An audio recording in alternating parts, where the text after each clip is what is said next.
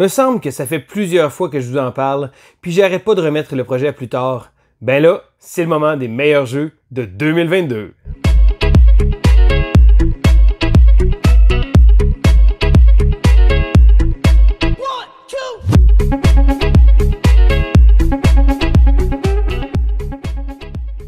Bonjour et bienvenue à l'école du jeu, mon nom est Sylvain et on se retrouve aujourd'hui pour ce top des jeux de 2022. Alors oui, 2022, je suis un peu en retard. Au départ, je m'étais donné un peu de lousse pour jouer un peu aux jeux que j'avais manqués. Ensuite de ça, je vous ai proposé une panoplie de catégories différentes. D'ailleurs, dans les jeux que je vous propose aujourd'hui, je ne reprends pas aucun des jeux des différentes catégories. Je vous invite à aller revisiter les vidéos que j'ai fait, donc la série des jeux de 2022 pour vous présenter une tonne de jeux parce que c'est mon but de pouvoir vous montrer, de vous parler et peut-être d'attiser votre intérêt vers de nouveaux jeux. Donc je commence aujourd'hui la première partie de mon top 20 des meilleurs jeux de 2022. Et oui, alors on est déjà rendu à la mi-2023. Je suis déjà en train de travailler sur les jeux de 2023 qui se démarquent, mais je voulais quand même prendre le temps de faire le point sur l'année 2022. Donc une belle année ludique. Je dirais qu'en général, j'ai eu de très belles surprises. Il y a eu d'excellents jeux d'ailleurs. Encore une fois, je vous invite à aller revisiter mes dernières vidéos. Donc ça se pourrait que je parle d'un jeu en particulier qui vous a intéressé et ce sera la raison pour laquelle il n'est pas sur ma liste. Et là, bien entendu, je n'ai pas non plus joué à tous les jeux de 2022, loin de là. Donc j'ai vraiment ciblé les jeux qui m'intéressaient particulièrement. Mais là, je vous présente la crème de la crème avec cette première partie de mon top 20 des meilleurs jeux de 2022. Alors, je commence immédiatement avec la 20e position, qui était un jeu qui était sur une autre de mes listes. C'est une des seules entourloupes que j'ai faites, c'est que c'est un jeu que je n'avais pas joué encore.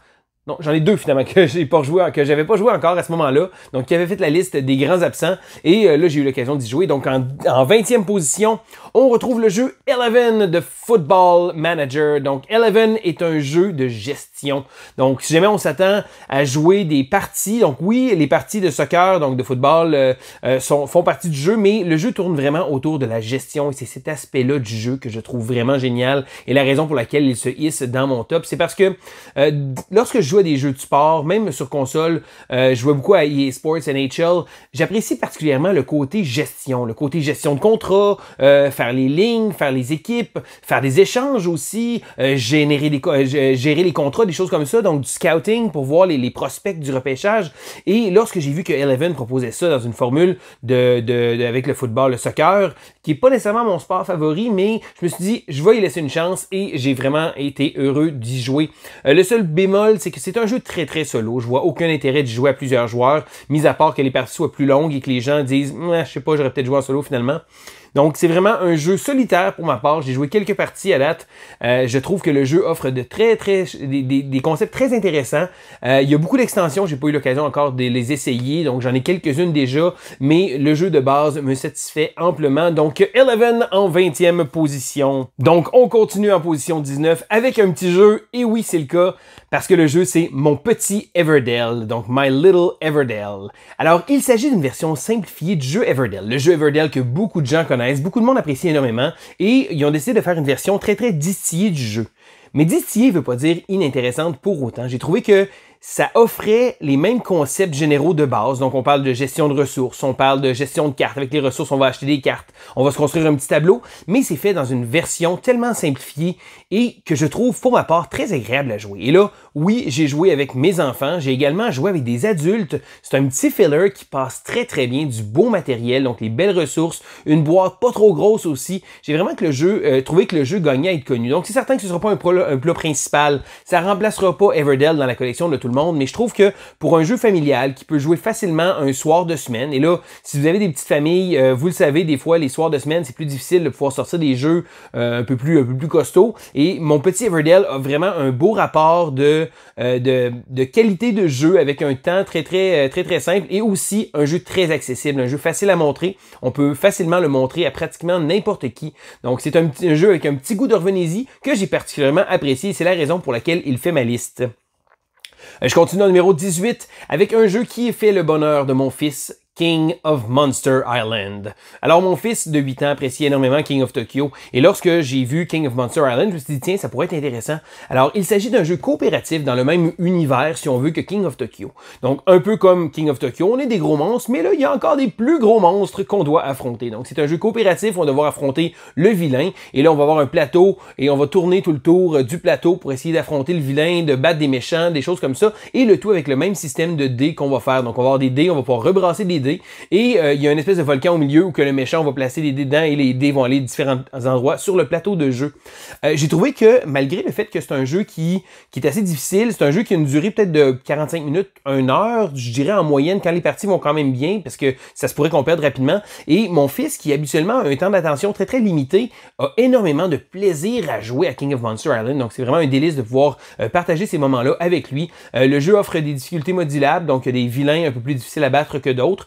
Je pense pas que ça va remplacer la simplicité de King of Tokyo dans mon cœur, mais je pense que juste pour avoir pris la séquence, le style de King of Tokyo et de l'avoir apporté sur un jeu coopératif, je trouve vraiment que le pari est réussi. Donc King of Monster Island, un bon petit jeu. Je continue avec l'autre exception, donc je vous ai parlé tantôt au début, là, je me suis trompé un peu, je parlais de 2 exceptions, et oui, un autre jeu qui était sur ma liste des jeux non joués, c'est le jeu Starship Captain. Alors Starship Captain a... J'ai pas joué énormément, mais lorsque j'ai joué, j'ai bien apprécié mes expériences de jeu. Je pense que j'ai joué 2 ou 3 parties seulement. Donc c'est certain que ça fait déjà un petit bout que j'y ai joué, mais j'avais aimé la simplicité. Donc on va se déplacer, on va se promener, on va essayer de faire des missions. On va avoir une gestion d'équipage qui va être très intéressante avec une file d'attente. Donc on va avoir différentes couleurs de membres d'équipage, une espèce de petit côté gestion, un jeu qui se prend pas trop au sérieux, et je pense que ça fait du bien de temps en temps. Moi j'apprécie particulièrement les jeux qui sont faciles à mettre sur la table, et Starship Captain nous offre un petit côté un peu plus cartoon. On voit le dessus, ça a l'air très très Star Trek, mais c'est un jeu très très simple aussi, c'est un jeu qui est facile d'accès, et donc on va avoir un bel aspect de gestion, la gestion d'équipage comme je disais qui est vraiment super, de devoir débloquer des nouveaux membres d'équipage, et lorsqu'ils vont avoir travaillé, ils vont retourner dans le queue qu'on appelle dans la file d'attente. J'ai trouvé ça intéressant, c'est certain que je vais devoir y rejouer, là, je parle et ça fait déjà quelques mois maintenant que j'y ai joué, mais c'est un jeu qui m'avait quand même laissé un bon goût. Le prochain jeu que je vais vous parler, c'est en numéro 16, c'est le jeu Splendor Duel. Alors oui, Splendor Duel, j'avais passé proche de le mettre dans ma liste des jeux à 2 joueurs ou des reprints, extensions, des choses comme ça, mais je pense qu'il mérite vraiment une place dans mon top complet. J'ai vraiment apprécié Splendor Duel. Alors premièrement, si vous connaissez pas Splendor, c'est un jeu où on va collectionner des gemmes pour pouvoir acheter des cartes. Donc du set collection de cartes, on va cumuler ça et on va devoir se tenter de se faire un petit moteur parce que lorsqu'on obtient une carte, on a maintenant un rabais pour acheter les gemmes de cette couleur-là. Donc ça fait en sorte qu'on va se développer un petit moteur comme ça, de fil en aiguille. Et là, il y a beaucoup de monde qui disait, ouais, mais pourquoi j'aurais duel? Je peux jouer à 2 joueurs à Splendor, oui, mais la version duel apporte tellement de petites choses intéressantes. Premièrement, la gestion du plateau, la gestion de l'endroit où on va prendre les gemmes. Je trouve ça très bien pensé, j'ai vraiment trouvé ça super. Les petits parchemins aussi, je trouve ça intéressant. Le gameplay est bien pensé, donc c'est vraiment une belle adaptation. Vous savez, des fois, il y a des jeux que on se dit, mais pourquoi ils ont fait une adaptation? Là, ils ont vraiment bien pris le concept de Splendor et ils ont créé une expérience très, très intéressante à 2 joueurs. Donc, Splendor Duel, si vous ne l'avez pas essayé, je vous invite à jeter un coup d'œil. Je continue en 15e place avec un autre jeu à 2 joueurs. Celui-là s'appelle Beer and Bread, qui d'ailleurs va être traduit en français éventuellement, je crois. Alors, il s'agit d'un jeu du designer Scott Holmes. Pour ceux qui ne le savent pas, Scott Holmes est un designer très prolifique. Il a produit énormément de jeux, dont les jeux de la série Tiny Epic.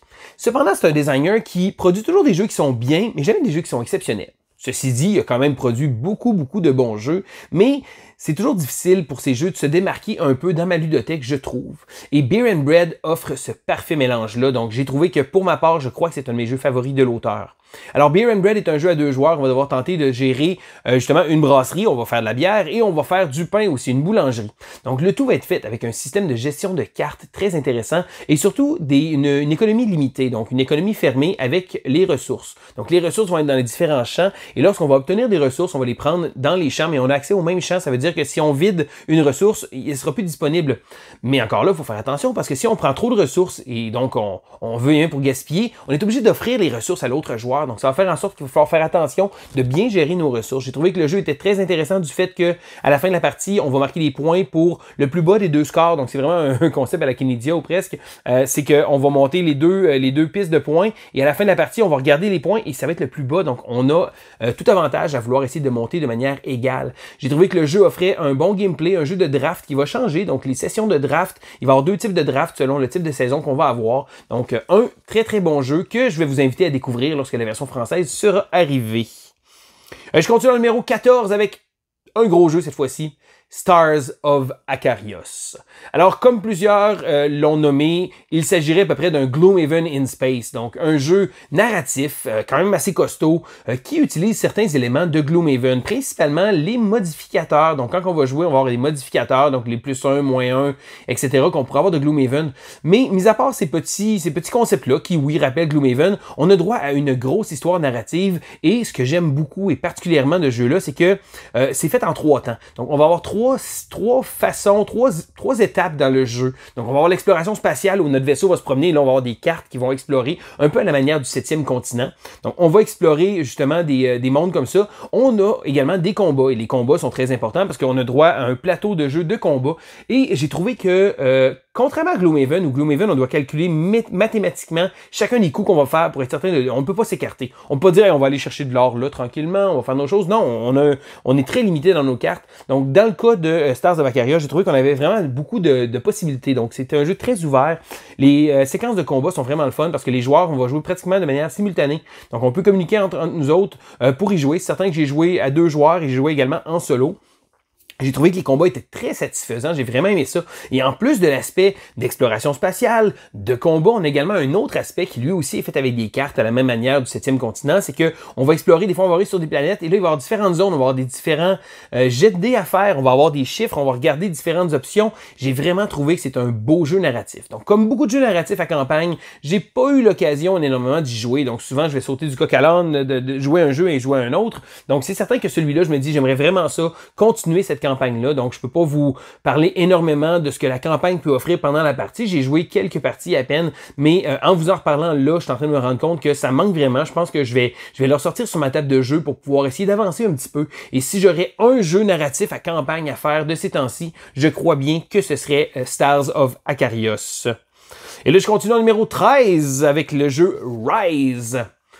Rise est un jeu de la compagnie Capstone Games qui est, en bon québécois, passé dans le beurre. Donc, c'est un jeu que les gens ont probablement vu, ont regardé, mais ne sont pas tellement intéressés. La preuve, j'en ai pas beaucoup entendu parler. Donc, je sais pas pour vous, mais pour moi, j'adore les jeux de piste. Vous savez, les jeux où on va monter une certaine piste, on va pouvoir activer un pouvoir qui va nous faire monter sur une autre piste, qui va activer un autre pouvoir. Donc, une espèce de petit côté là, qu'on va combattre comme ça, faire des combos. Et moi, j'adore ce feeling-là, le feeling d'avoir des tours de jeu très satisfaisants qui vont me faire monter sur plusieurs pistes. Donc, avec ça, on a une espèce de petit concept de placement d'ouvriers unique, en fait, de sélection d'actions qu'on va placer. Donc, selon l'endroit où on va le placer, on va avoir droit accès à plus de bonus avec des différentes cartes. Et malgré le look un peu drabe, je pense que la couverture évoque pas grand-chose. C'est un côté industriel très, très générique, mais pour une raison que j'ignore, ça m'a vraiment attiré. Donc moi, j'aime beaucoup. Alors, on a 10 plateaux différents avec des pistes qu'on va monter. Moi, c'est le genre de jeu que j'aime beaucoup. C'est certain que le jeu sera pas très excitant pour la plupart des gens à le voir visuellement, mais si vous aimez les jeux de piste, je pense que Rise vaut la peine d'être regardé. Un bon jeu. Je trouve ça le fun parce que chacune des pistes a également un côté B, donc si on veut de la variété, on a accès à d'autres choses comme ça et chacune des pistes va avoir leur petit bonus, des choses comme ça. J'ai vraiment trouvé ça très très bien. Je continue au numéro 12 maintenant avec le jeu Planet B. Alors Planet B est un jeu un peu pas post-apocalyptique, je dirais, mais c'est que on a fini la Terre est rendue tellement usée, tellement finie, et là on doit se tourner vers d'autres planètes, et là on a trouvé la planète B, une belle planète viable, et quoi de mieux que d'exporter notre bon vieux capitalisme et la corruption des grosses compagnies, etc.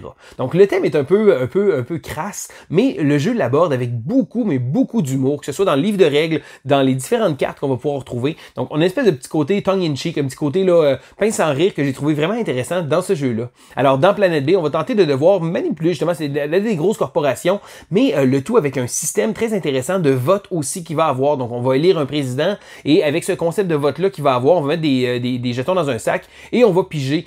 Ça offre, l'être président offre des bonus très intéressants, mais ça offre également de pouvoir manipuler un peu les règles du jeu, manipuler différentes choses. Le tout est fait avec un jeu un concept de sélection d'actions un peu, placement d'ouvriers, un petit mélange des deux parce qu'on va choisir différentes actions et on va devoir les réaliser. J'ai vraiment trouvé que le jeu était intéressant. Mes attentes étaient pas super élevées, je pense. Au départ, j'avais beaucoup aimé l'idée du thème. J'avais vu le jeu, bon, ok, j'étais pas trop sûr. Et finalement, c'est en sortant que je fais, wow, ok, finalement, je suis vraiment content de l'avoir sorti. Ça a été une belle expérience, une belle surprise pour moi de voir que le jeu est vraiment bien pensé, bien ficelé aussi. Comme je dis, le thème est là pour beaucoup. Un thème qui va venir rehausser la qualité du jeu, à mon avis. Donc, pour ma part, Planet B a été une belle surprise. C'est la raison pour laquelle il se retrouve si haut dans mon top également. Et là, je vais continuer avec mon numéro 11 qui se trouve être la dernière position de la vidéo d'aujourd'hui. Donc, la dernière position pour ma première partie. Donc, c'était pas facile parce que il y a plusieurs bons jeux et là, de les mettre en ordre aussi, ça demande une espèce bon, essayer de réfléchir à vraiment mettre en perspective les choses. Donc, en 11e place, c'est le jeu Mindbug. Mindbug est une toute petite boîte. Je pense que le jeu, je m'attendais pas à grand-chose. Lui non plus, je m'attendais pas à grand-chose de ce jeu-là. C'est un jeu qui a été designé, entre autres, par Richard Garfield, mais d'autres designers aussi. Et Richard Garfield est le designer de Magic. Un jeu qui a bercé mon adolescence, je dirais. Et ça a été toujours difficile de retrouver le même feeling de Magic. Et là, lorsque j'ai vu Mindbug, qui prétend un peu être un Magic sur la voie rapide, j'étais pas trop sûr, mais c'est en l'essayant que j'ai vraiment tombé sous le charme. Donc, un jeu très facile à expliquer. Les parties vont commencer, les joueurs vont avoir des cartes aléatoires. Et ce que j'aime de toute la pile de cartes, et là, j'ai même pas joué avec les extensions, c'est que toutes les cartes sont aussi fortes les unes que les autres. Toutes les cartes nous offrent un petit quelque chose de « Wow, c'est vraiment fort ça » dans les bonnes circonstances. Et là, dans le jeu, on va avoir 10 cartes chacun. Ça va être notre deck. On ne pourra pas construire notre deck. On ne pourra pas modifier. On n'aura pas de question d'achat ou quoi que ce soit. C'est vraiment le jeu qui nous offre ça. Et on va devoir tenter d'affronter l'autre joueur. Et là, à notre tour, c'est très facile. Soit qu'on va jouer ou qu'on va attaquer. Donc, on a vraiment le choix à faire et c'est tellement simple, c'est tellement bien pensé. Et comme je dis, toutes les cartes ont un petit côté intéressant de wow, c'est vraiment fort dans le bon concept. Dans la bonne situation. Mais ce qui fait en sorte de démarquer vraiment Mindbug, c'est qu'on peut se dire, bon, ben, c'est certain, si jamais les cartes sortent au bon moment. Pendant la partie, on a des cartes qui s'appellent les cartes Mindbug, d'où le titre du jeu. Et lorsqu'un joueur va jouer une carte, on a le choix, si on veut, d'utiliser un de nos Mindbug pour lui voler la carte. Donc, si jamais un joueur sort la bonne carte au bon moment, on peut essayer justement de faire en sorte de lui enlever. Et là, on a juste 3 Mindbugs. On n'a aucune façon d'en retrouver pendant la partie. Donc, c'est vraiment 3 fois qu'on va pouvoir dire à l'adversaire « Non, non, non, non, non, c'est à moi celle-là ». Bon, l'adversaire va pouvoir rejouer un autre tour, il n'y a pas de problème, mais ça va faire en sorte que on peut pas se faire avoir avec une ça, et ça devient une espèce de jeu de bluff, une espèce de jeu de je vais mettre une carte en espérant que l'autre brûle un de ses Mindbugs, parce que s'il n'y a plus de Mindbug à ce moment-là, ben j'ai la voie ouverte. Mais il faut faire attention aussi, parce qu'on a juste 10 cartes dans notre deck. Et lorsque ce deck-là est fini, ben c'est fini. Donc, si jamais on ne peut pas non plus attaquer ou on ne peut pas jouer de cartes, on va perdre la partie. Donc, les parties sont rapides, sont punchées, sont snappy. Je trouve que chaque partie est tellement le fun, tellement différente. Et c'est la raison pour laquelle Mindbug se retrouve en numéro 11 de mes jeux favoris de 2022. Donc, ça fait déjà le tour de ma première partie, mais faites-vous-en pas, il reste encore une autre partie, le top 10 de mes jeux favoris de 2022. Maintenant, je veux savoir, vous, est-ce que vous avez joué à des jeux dans cette liste-là? Je veux savoir quel est votre avis. Je veux également savoir quel jeu vous pensez qui va arriver dans mon top 10, parce que là, il y a d'excellents candidats, encore une fois. J'ai parlé de beaucoup de ces jeux-là déjà, pendant mes quoi 9, pendant mes vidéos, etc. Mais je veux savoir, est-ce que vous allez pouvoir trouver mon top 10? Écrivez-le dans les commentaires. Donc, c'était Sylvain. Pour l'école du jeu, on se dit à la prochaine!